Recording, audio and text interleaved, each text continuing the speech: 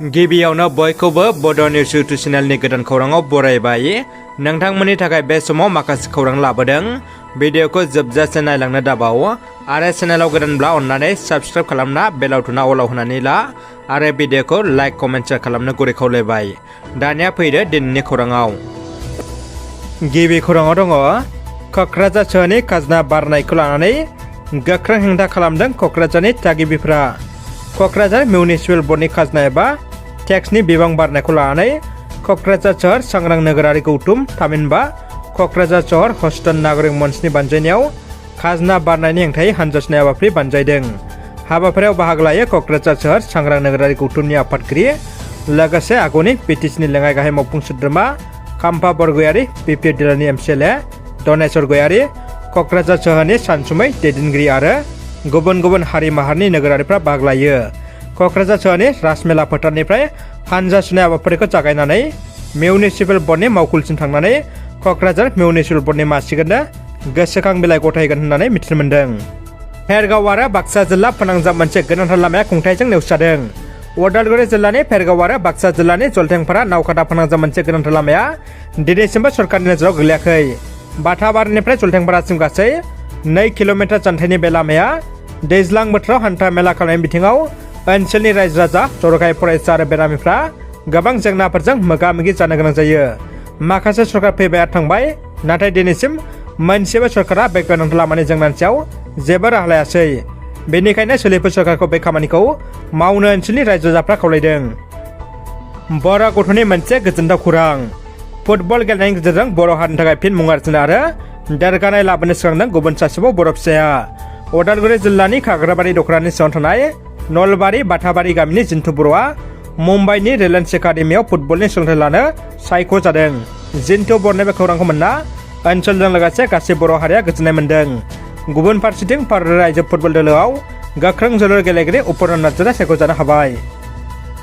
रुनुज पेगु मुर्दाबाद, रमेश सेन मुर्दाबाद, नयन जेटि शर्मा मुर्दाबाद बायदि स्लगानजों गोमखांदों सिमेन्ट सापरियाव। 2023 मायथाइनि 7 बाजों खुंजानाय HSCL आनजादनि सोंथि बिलाइ गोसोनायनि थाखाय 52 नं राजा लामायाव सोलोंथाइ मन्थ्रि रुनुज पेगु, 7 चेयारमेन रमेश सेन आरो एग्जाम कन्ट्रलार नयन जेटि शर्मानि सावगारि सावनानै हरसे खावनाय हाबाफारि लादों आसुआ। हाबाफारियाव धेमाजि जिल्ला आसुनि आफादगिरि सन्जीब दासआ बाहागो लानानै सोलोंथाइ मन्थ्रि रुनुज पेगुखौ बिबान नागारनो 7 चेयारमेन रमेश सेन आरो एग्जाम कन्ट्रलार नयन जेटि शर्माखौ CIDनि आवथायाव लाबोनो दाबि दैखांदों। बिथाङा बुंबावदों दि फरायसाफोरनि जिउखौ लानानै गेलेबाय थाथा होननानै। दानिया फैदो गुबुन मोनसे खौराङाव। सासे बर' आइजो गोमानानै दङ। सनितपुर जिल्ला हुग्राजुलि हालामनि सिङाव थानाय सोरांजुलि गामिनि मुर्सि पुमलेन बर'नि बिसि मुर्सिमा मिन्टु बर' 32 बोसोरा थांनाय 22 फेब्रुवारि 2023 अक्ट'निफ्रायनो गोमानानै दङ। न'खरनि सुबुंफ्रा फोरमायनाय बायदिब्ला मिन्टु बर'नि खर'आ बारा मोजां नङामोन। बेनिखायनो सोरबाफोर बहाबा नुसनबायब्ला 8135840314 आरो 7086867744 बे जानबुं नम्बराव खौरां हरनो थाखाय न'खरनि सुबुंफ्रा खावलायहरदों। मेट्रिक आनजादनि सोंलु बिलाइया गले गले भाइरेल जादों। रायजोनि गेजेराव मेट्रिक आनजादनि सोंलु बिलाइखौ भाइरेल खालामनाय जाथायजों लोब्बा थानाय दायनिगिरिफोरखौ दासान्दि CIDआ सासेनि उनाव सासे हमनो हाबाय थादों। दिनैबो सोंलु बिलाइ भाइरेल खालामग्रा गाहाय दायनिगिरि प्रणब दत्तखौ CIDआ हमनो हानायाव जाफुंसारदों। लखिमपुरनिफ्राय CIDआ मास्टार माइन्ड प्रणब दत्तखौ हमनो हादों। आसामनि सासे बारग' MLA जुवारखौ हमबाय। जुवा गेलेग्राफोरनि हेंथायै गोख्रों राहा लादों आसाम पुलिसा।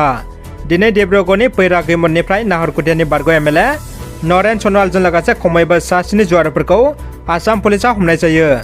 डिब्रुगड़ पुलिसा हरखाब संदाननायनि गेजेरजों जुवा गेलेग्रा हान्जाखौ हमनो हानायाव जाफुंसारदों। दानिया फैदो जोबथा खौराङाव।